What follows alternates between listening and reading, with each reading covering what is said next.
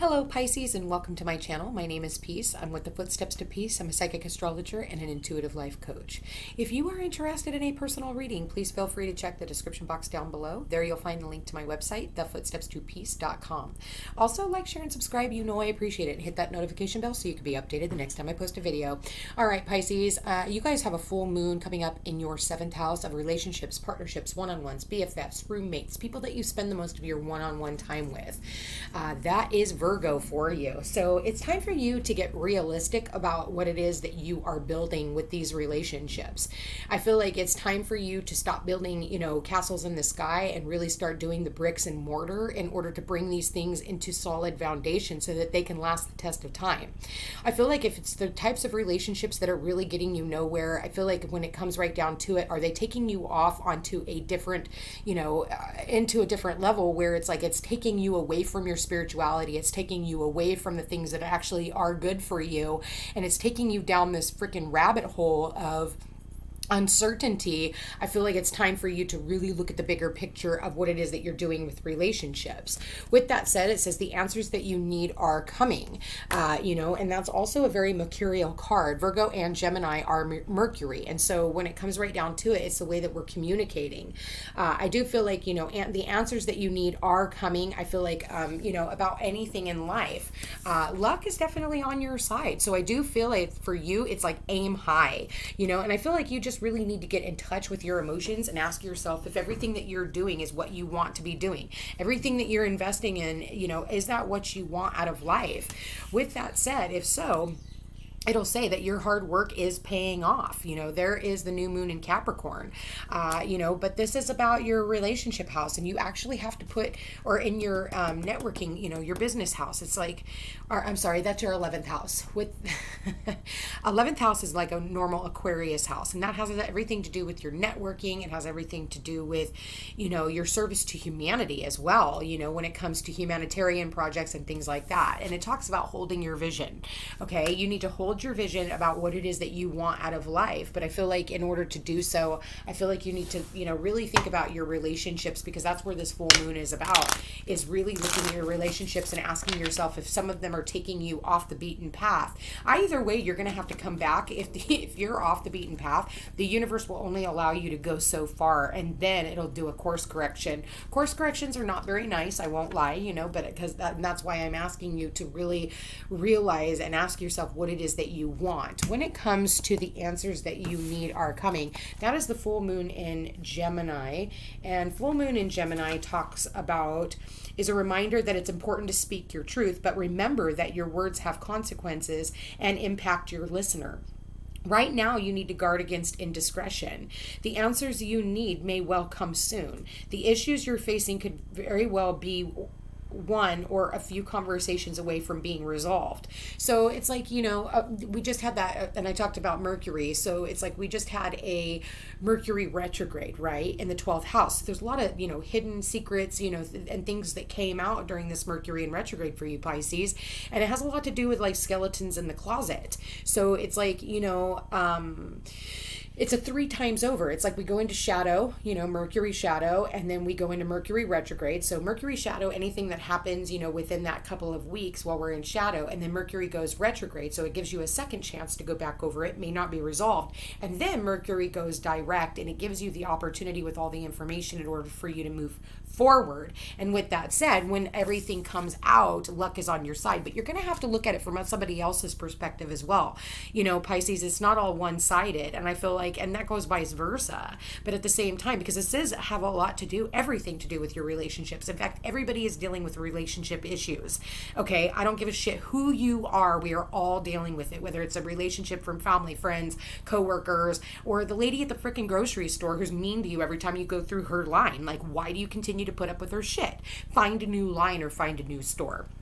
With that said, the answers that you need may well come soon. The issues you're facing could well be one or a few conversations away from being resolved. If you're inquiring about a love situation, a little flirting may be called for. If you're in the middle of an argument, this card comes to you as a reminder of the old, very non-Gemini message. Least said, soonest mended. It's good to talk about it's good to talk, but be careful you aren't causing yourself any issues with your words. Words have enormous power. As metaphysics, I'm not even going to go into that. Your word is your wand. You create magic in your own reality every time you express yourself. So another thing too is making sure that you're not speaking somebody else's words. I've noticed that a lot lately. Like, I got told the words came from someone else, and then somebody repeated that exact phrase to me during the Mercury in retrograde. And I'm like, really? Is that really how it is? Or is that somebody else's words that they have programmed you into believing that this is the truth, when really in all actuality you would never have even thought of that.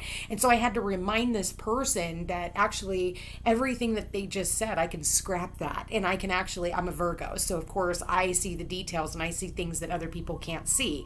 That's the thing with Pisces. You've got Neptune in your sign, so sometimes you can't even see what is actually in front of you. It's like this whole everything that's going on in life. Pisces have a tendency to go down the rabbit hole, and sometimes like out in the middle of the dreamland, and it's like, no, Pisces, you're not actually seeing things for what they are, because you've got Neptune in your sign, and Neptune's direct. So when Neptune's there, Neptune has a way of actually putting the blinders on you, so you're not really seeing things clearly. Okay, so be mindful about what type of magic you're weaving, and be mindful of the people that are around you that are trying to get you to believe something, that is maybe totally untrue and completely biased based off of they want to be something in your life. They want to be your savior, okay? So, don't be superficial, because that's the one thing that, this Virgo full moon will put out in everybody's faces, is if you're being a superficial individual, or if somebody is being superficial in your life, you're going to see that, or they're going to see that with you. Somebody is trying to flirt with you. Great. You need to laugh off the situation and just move on. And, talk and more talk as the emotional full moon moves into communicative sign of Gemini. It's too easy to say too much, so mind how you go if you pull this card. This card can also indicate an enjoyable social event. This is also a good time for socializing. And if you're willing to socialize, and willing to, talk to new people and that kind of stuff, this would be a great time to do that. And if you do, it could actually bring you in more work, Pisces, and it could actually take you into some really awesome places. Hold your vision on what it is that you want. But this card also augurs well for any study you're either taking or considering. So if you're wanting to, study something new, I definitely suggest you get into that. So Spirit, please show me the Virgo. Okay, World card. So it did show up in the reverse. So that says that there is something from the past that it is that you are needing to, you're needing to see things from a different perspective. The Hangman. This is the Pisces card. So again, there is Neptune right over your head, and normally it comes out like this. So you do have it in the reverse, which in the reverse would show me that that's Virgo, because Virgo is the opposite of Pisces. So I feel like Pisces, you're being asked to see things like a Virgo. It's like you're being asked to kind of take your head out of your ass and, take the rose-colored glasses off and start seeing things for what they are. It's like what I was saying about this last week that I dealt with a Pisces rising, and she was trying to tell me that, something that came from someone else. And it's like, is this really your thoughts? Because if you actually looked at the details, that's a Virgo, looking at the details, then I guarantee that whatever it is you think you're seeing is actually not coming from you. It's coming from something other than you, okay? And so, or someone other than you, and it's their philosophy, and it's their, them instilling something within you. So, your challenge is actually seeing things from a completely different perspective.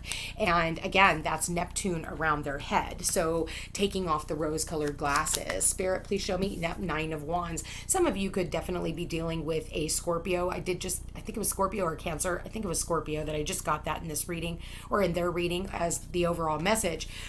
I feel like somebody here is just not wanting to argue with you anymore, or you're not wanting to argue with them anymore. Or maybe the both of you guys don't want to argue with each other anymore. So it's like you just kind of need to take a step back, and then I feel like all the communication will come out the way it's supposed to. Yeah, Knight of Wands. I feel like it was information. Maybe you or someone else is back and forth. You come into this person's life and then you're gone. And then you come into this person's life and you're gone. It's like constant ghosting, all right? And so I feel like somebody here is like opting out. They're like, I see it for what it is. I don't want to be a part of any of this anymore. If you're not going to put in in, any grounded effort, then I'm not going to do this with you anymore. So I do want to say that there's the devil. There is the devil. It's like your fears, and somebody's fears are really coming out. You do have the high priestess here, and she does rule the moon. Spirit, please show me one more card. One more card for the Pisces. All right, you did get the Page of Cups. So maybe that is apology, somebody needing to apologize. But the Seven of Swords, like I said, you or someone else or somebody around you is a liar, cheater, and a thief. I think that somebody here can, steal your thoughts and make you believe something that is not fucking true, like all the shit that's going on the media, because Neptune also rules the media. And you do have Neptune showing up here in your reading. So, and the liar, cheater, thief, again, that actually is connected to Aquarius, moon in Aquarius. So if some of you could have a moon in Aquarius or be dealing with somebody who has a moon in Aquarius, but I do feel like somebody here is, I feel like you're dealing with a sneaky, lying, conniving